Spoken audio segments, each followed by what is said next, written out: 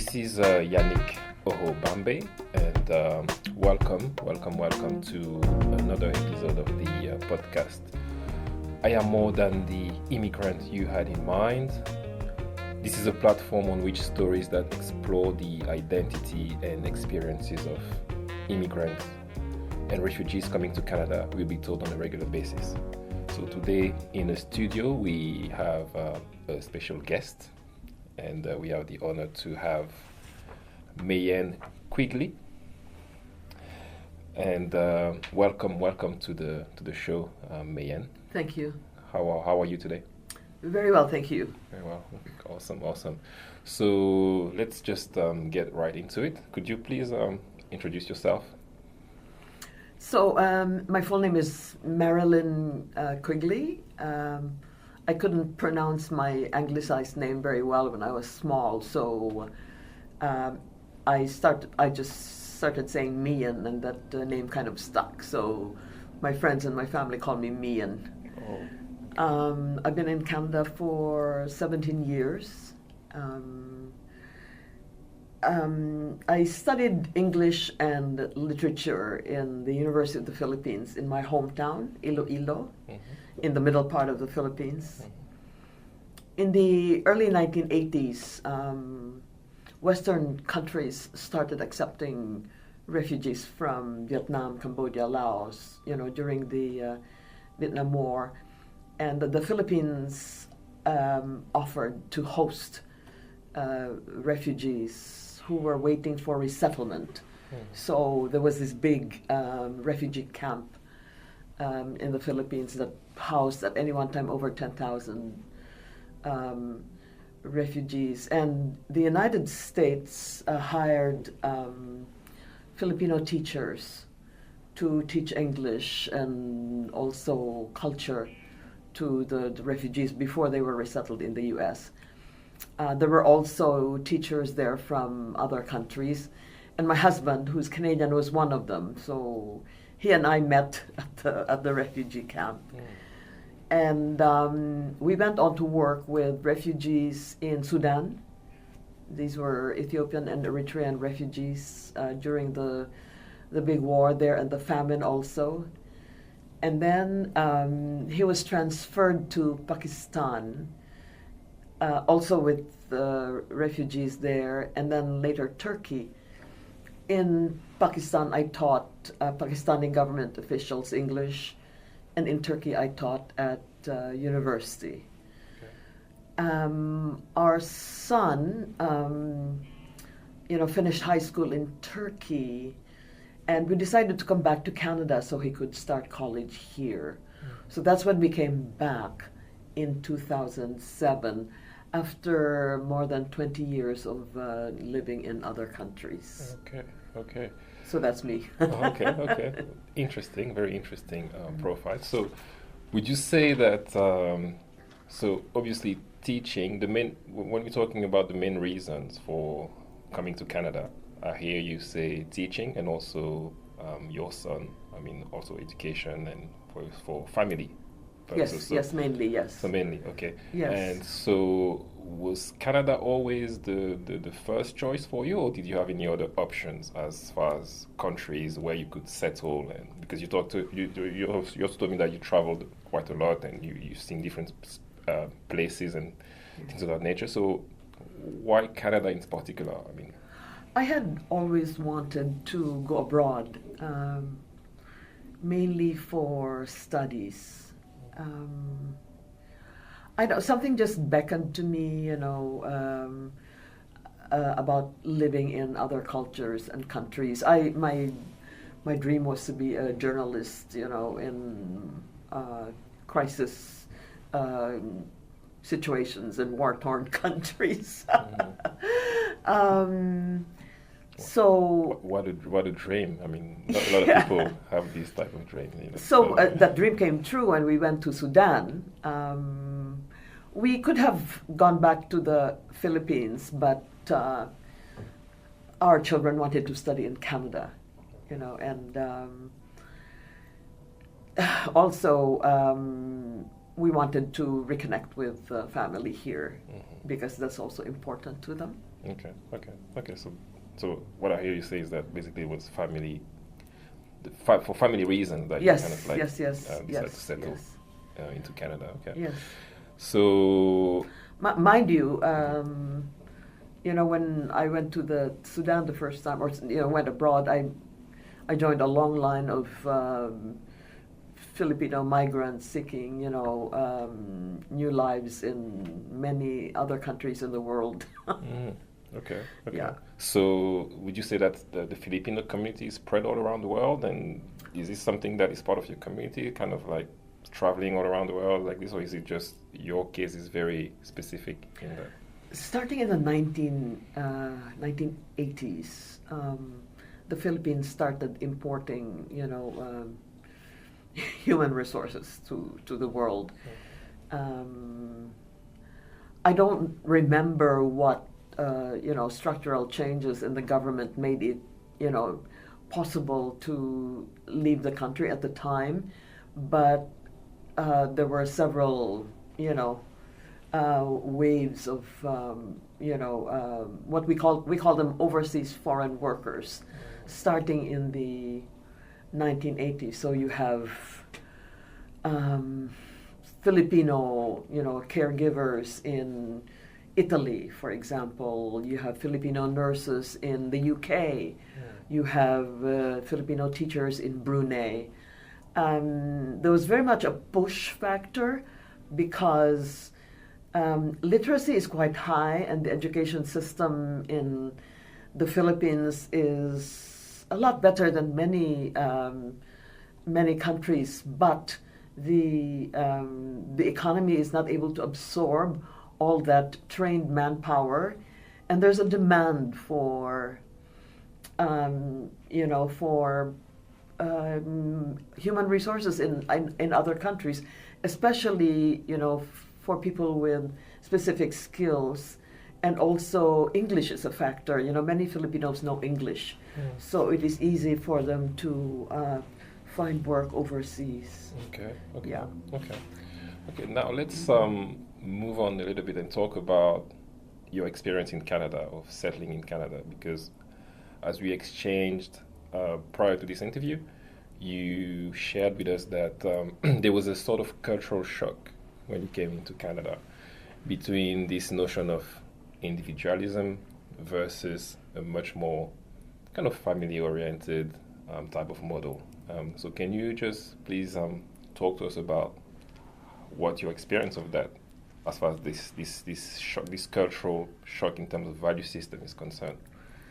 Right. So the Philippines has what the anthropologist Edward Hall called a high context culture. There are many aspects or manifestations of a high context culture, but one of the main characteristics is that in a high context culture, the group is more important than the individual, and the identity of people from a high context culture is rooted not in their individual characteristics or achievements, but is rooted in the groups they belong to and the associations that we have. So, for example, in my case, the way people viewed me and interacted with me also depended on my family, my family name, my parents, their occupations, where they worked, even the place, the area where we lived, the school I went to, the people I had friends with. When I arrived here, all these markers disappeared. And, I was literally no one here. I only had one designation, which is immigrant, If you're someone looking for a fresh start, someone wanting to put the past behind you, then immigration is a boon. You can create a whole new life, a whole new identity. That sense of being able to start anew is a gift of immigration. But if you're someone who had enjoyed a good place in the community by virtue of your family name, your work or title, the education that you received, then the loss of those markers can be very hard to take. And mind you, I'm not talking about economic status. You know, I'm not just talking about people who had big homes and a wealthy lifestyle. Like, no, I'm talking, for example, about the nurse, you know, or the teacher whose qualifications mean nothing when, you know, when she or he gets here. Like, if you go to McDonald's, you know, you will find a worker there who was a former principal in an elementary school. Or, you know, you go to Tim Hortons and the person serving you used to work in a bank as an accountant. You know, coming here because of the dollar income, mainly. So that, you know, you come here, your diploma means nothing, your work experience and your qualifications. And people like the principal or the accountant or the nurse do not have the money to have their credentials recognized. I know a doctor friend who earns money by, you know, filling out forms for an insurance company.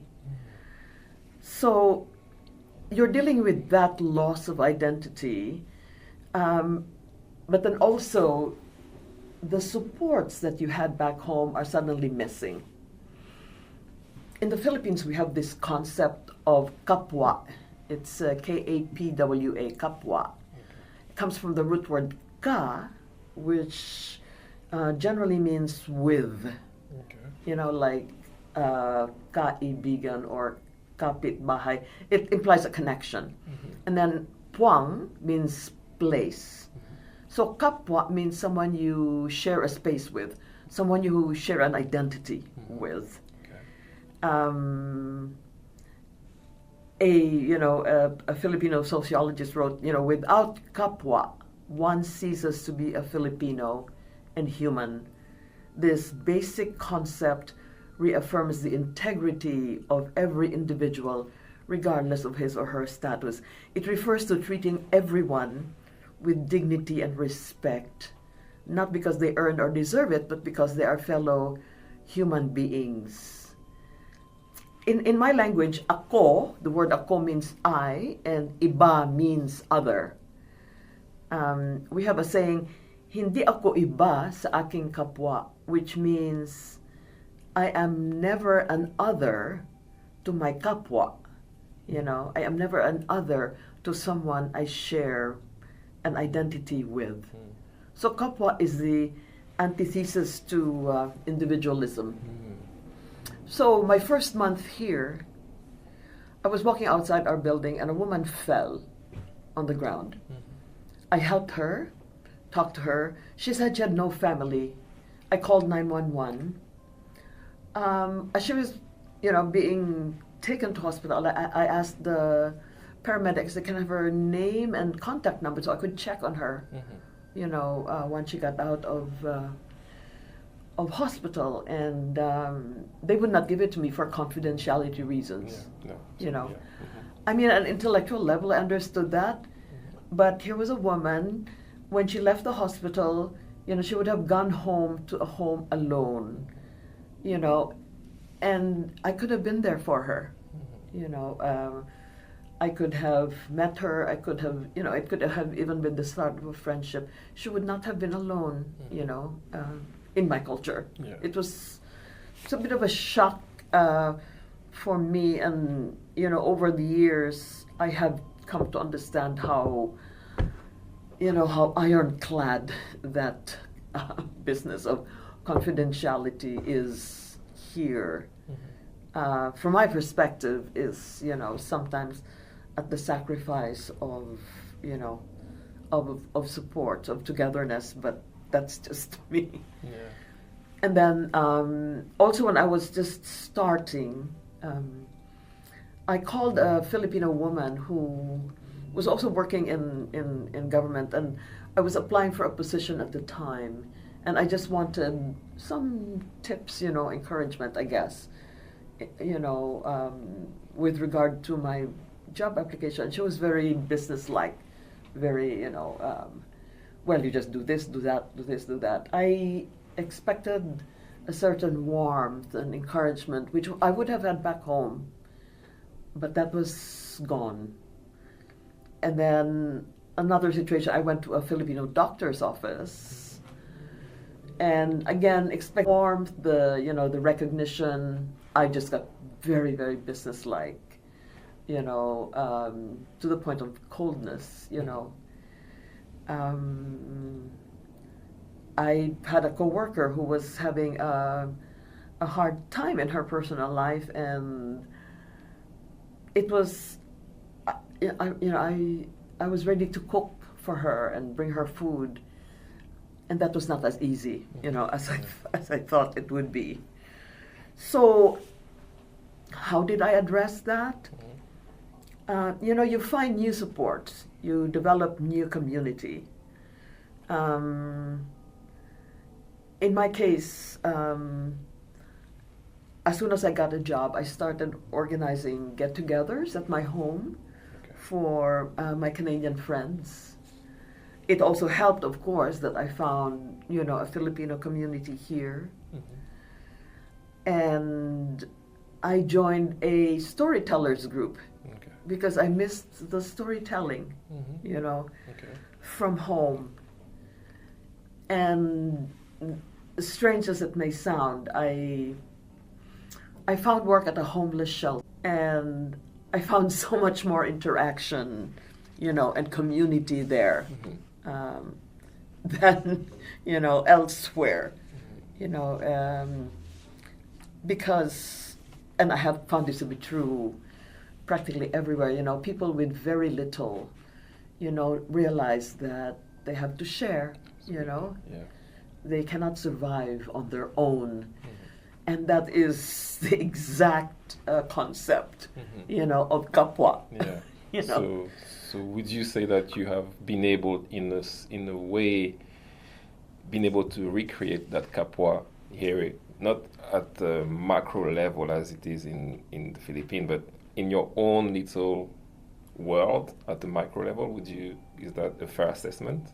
To some extent.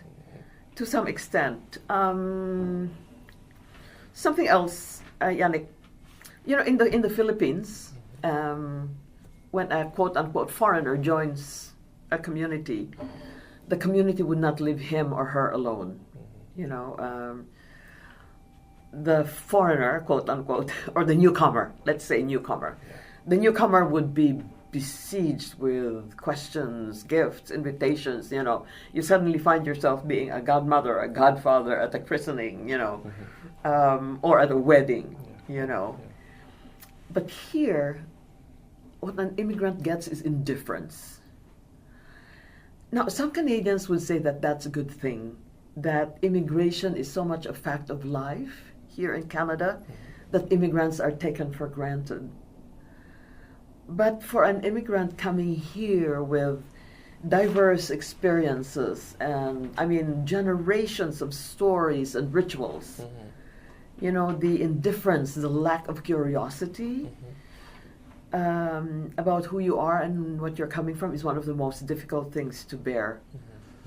The immigrant is expected to just get with the program, to start joining local rituals like Victoria Day and Black Friday and, parade of old cars, and when, special type of corn goes on sale, but your spirit is longing for flower festivals and fiestas and Lenten processions with life-size images and Christmases with a pig roast, So immigrants don't share the sad and painful history of the indigenous peoples here in Canada, but there is that same loss of stories, of memories, of language, There is also the loss of familiar landmarks and the truncation of shared memories.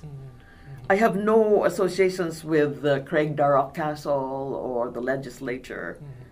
But back home, there's a church bell tower that, we would often talk about because it collapsed during an earthquake and a family friend died there.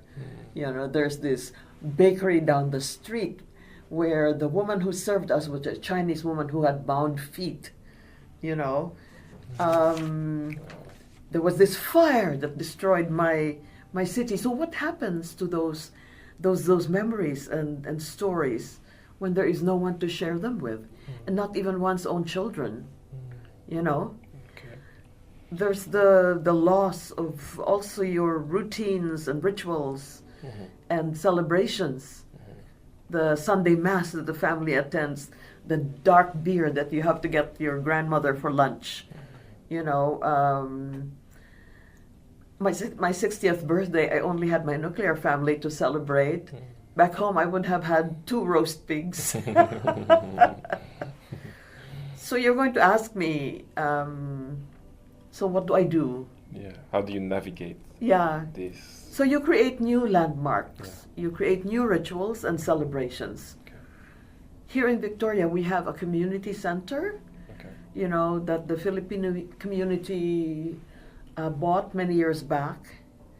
And then June has been declared Philippine History or Philippine Heritage Month. Okay. And we have a yearly celebration we call Mabuhay. So those, especially when they're supported by the community, by the city, those are really good for affirming, our Filipino heritage, yes, absolutely. our Filipino culture, and our sense of identity here.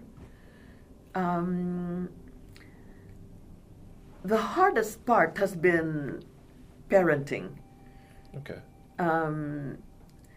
In the Philippines, children kiss the hands of elders. Children don't talk back. They have to ask permission when they go out. Families together constantly, so you know what everyone is doing. Who your children's friends are, even when they went for a snack, after school. But here, you don't know where they go. They don't ask your permission. Asking too many questions is deemed intrusive. Here you can expect to be talked back to, even corrected by your child. And in my case, we are a mixed race family. Okay. My language has been lost in the family. Nonverbal cues, humor. I mean, my Filipino humor falls flat, in my family. So again, you have to build a new language with your family. You have to develop new cues, a new history. So immigration is a lot of construction work. I can definitely attest to that. Yeah. Yes. You're constantly building and rebuilding something. Absolutely. Because so much has been lost. Yeah. So you talked about the hardest part of being an immigrant. Has there been any positives at all, any good parts, so to speak, in your journey, or some of the much more, I would say, highlights of your journey? I think I would address that, in responding to a question about what I consider home. Okay. Yeah. So, each place that we live in has its gifts, its riches. Here in Victoria, I have found, solitude and silence and a lot of beauty. The silence and the solitude are in stark contrast to the noise, and the crowds and the busyness in the Philippines. But these have grown on me. And the silence and the solitude and the distance, both physical and emotional, from others have allowed me to reflect and to write. In the Philippines, I lived so close to everything. Things were constantly happening. So the distance from home has allowed me to look back and apprehend and appreciate life there, even more. But also, it has been really important for me to not forget my past, my language, the give and take relationships that Filipinos enjoy, the generosity. I have a small community here in Victoria where I'm able to say that. So I would say that I would start calling a place home if I'm able to engage fully with who and where I am at the present moment, but also have the opportunity to practice and express parts of myself that are different from where I currently am. So in other words, integrating my past and present selves. Now, this is not as easy as it sounds because some immigrants do not find communities that are hospitable to their cultures and traditions, and other immigrants are not fully able to engage with their present surroundings because of barriers of language and economics. An immigrant who has to work 10 hours each day doing back-breaking work does not have the time to savor the leisure and the opportunities offered by the new country. And the immigrant who lives in a community characterized by indifference and isolation, cannot celebrate his or her past or traditions. So, all in all, I would say, I am grateful for the space that I have found here, but I am doubly grateful for all the opportunities I have had to also express my past and my heritage. Right. And you also mentioned about writing. Yeah. And I'm very curious to know more about that experience of writing and that experience of, in a way, through your writings, kind of being somebody who passes on history and culture and heritage of the Filipino from one generation to the next. Serving as a gap bridger, right, from one generation to the next. Can you please talk to us a little bit about your work as a writer? And we have a newsletter, or it's really more of a magazine, that we produce for the Filipino community here. Okay. And through that, I and some other, Filipino friends have been able to write about Filipino culture and traditions. And our audience is mainly the young people, especially those, Filipino Canadians who were born here, so that they know about their parents' history and culture. But it's also intended to remind people who have been here a long time, about those that we value and we celebrate back home. So that's one of the writing projects that has been very good. Okay. And would you consider this as being one of your I would say highlight in your journey? Although, as you mentioned, the hardest part, would you say that this experience of being a writer and this work that you're doing, especially toward engaging with the young community, is one of your? Is it fair to say that it's one of your pride as throughout your journey as an individual here in Canada? I think so, because I'm able to say that I have contributed to keeping alive the knowledge of our culture and our traditions, in a foreign country. Yeah. And has this work been also made accessible to the wider community in general, and like when I say the non-Filipino community, and what has been the response? Yeah, social media has been a big help. Okay. there are also a couple of online magazines, international online magazines serving Filipinos that I have written for, and those articles I submitted have gotten, a good response. It's been very good to highlight, activities and achievements of the Filipino community here.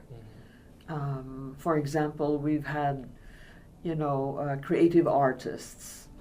We've had, really spectacular cultural productions. We had a Filipino rector at St. Andrew's Cathedral. We were able to feature him.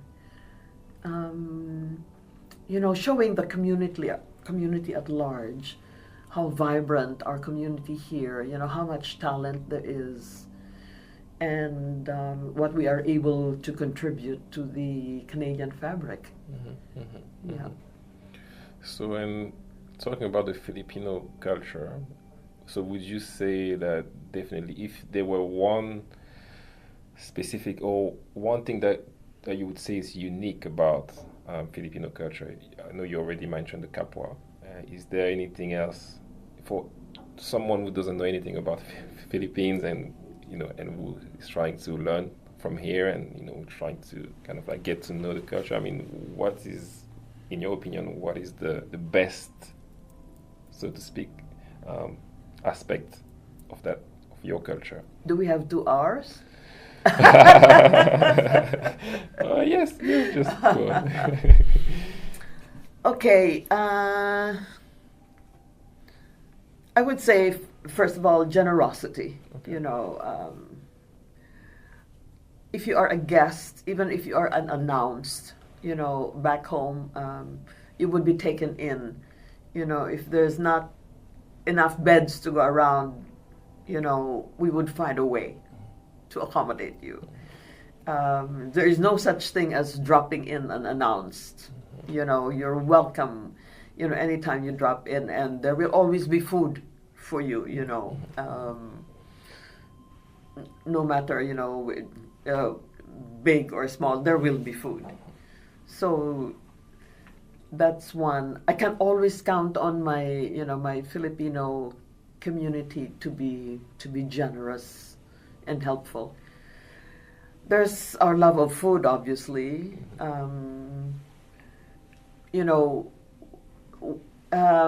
One way of saying hello in the Philippines is kumain ka na ba?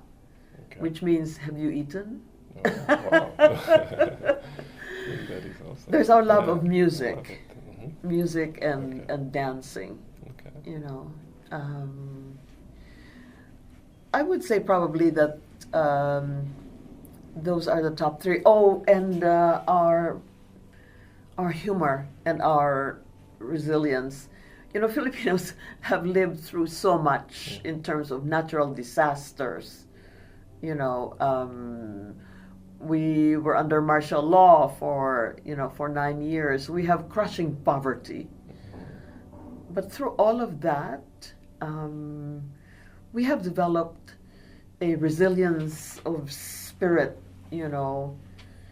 and a sense of humor that gets us through, hard times. I mean, some of that humor can be very, very grim, but it's our way of coping. Making light of the calamities that come our way. Yeah. No.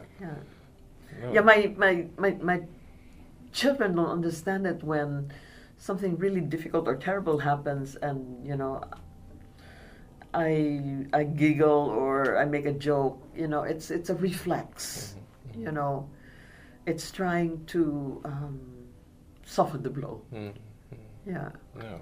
Well, I feel like I've done a little trip to the Philippines Yeah. by listening to you. Yeah. So, kind of like moving on to the closing time of our conversation, I would like you to just think about a message that you would like to leave us with.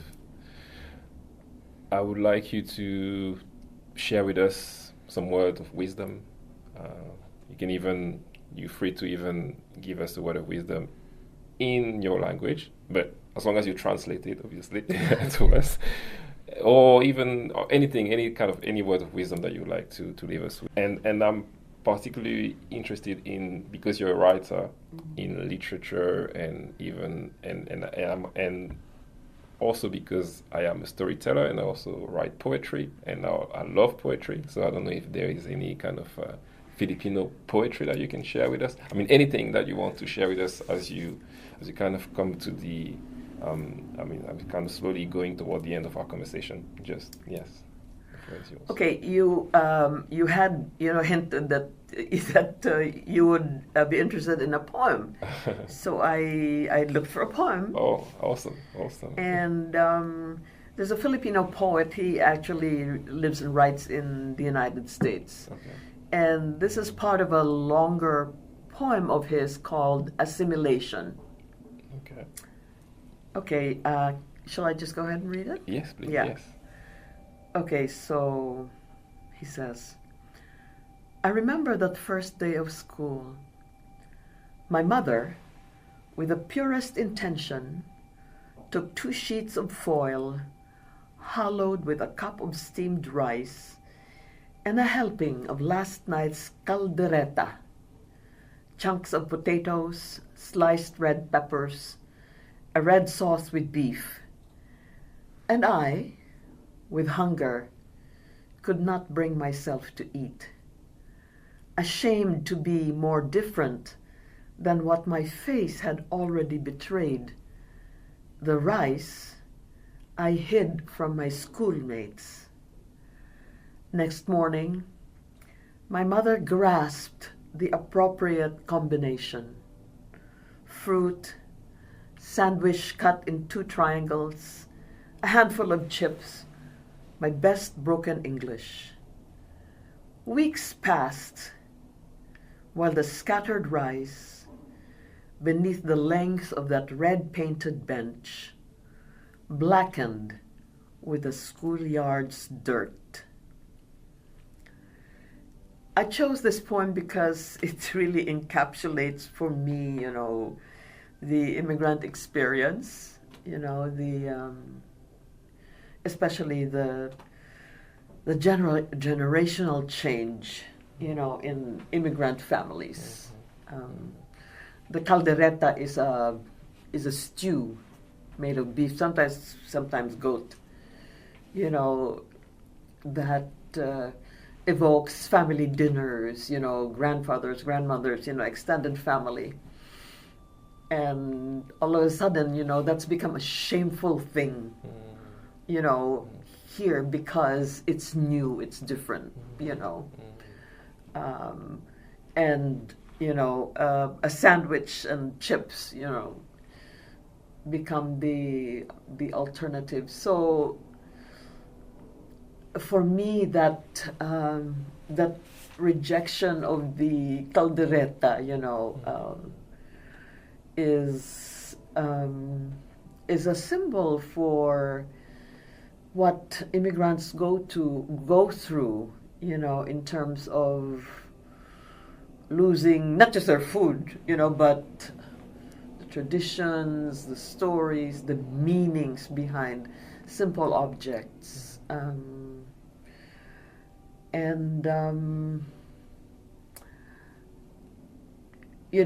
Being substituted with an entirely new set of experiences.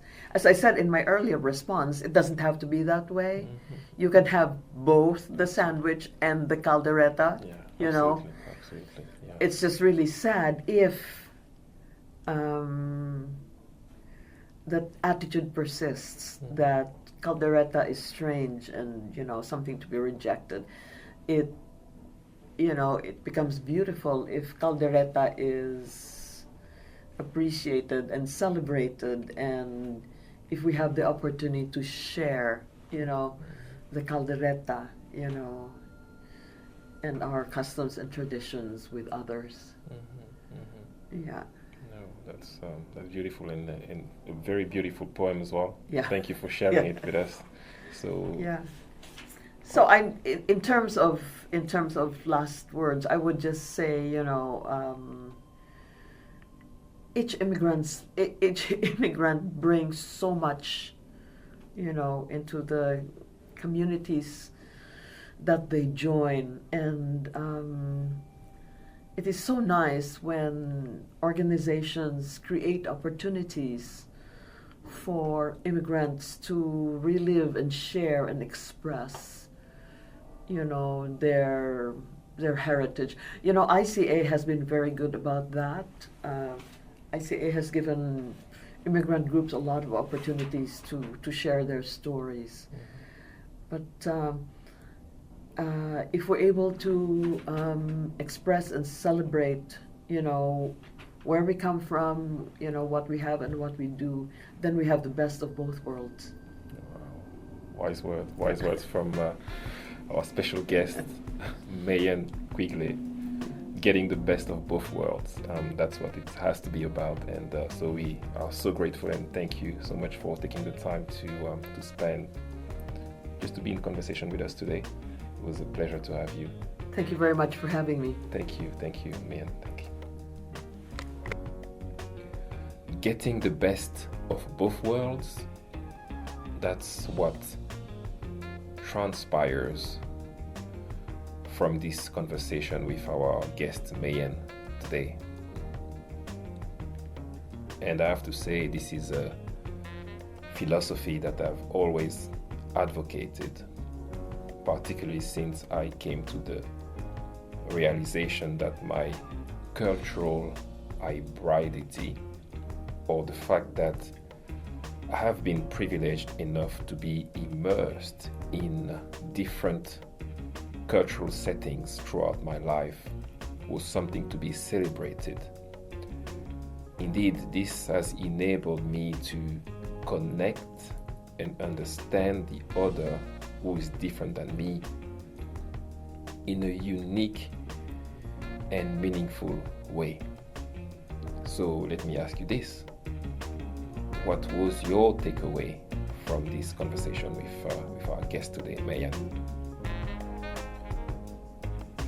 Tune in for more in the next episodes of this podcast series, produced by the Intercultural Association of Greater Victoria,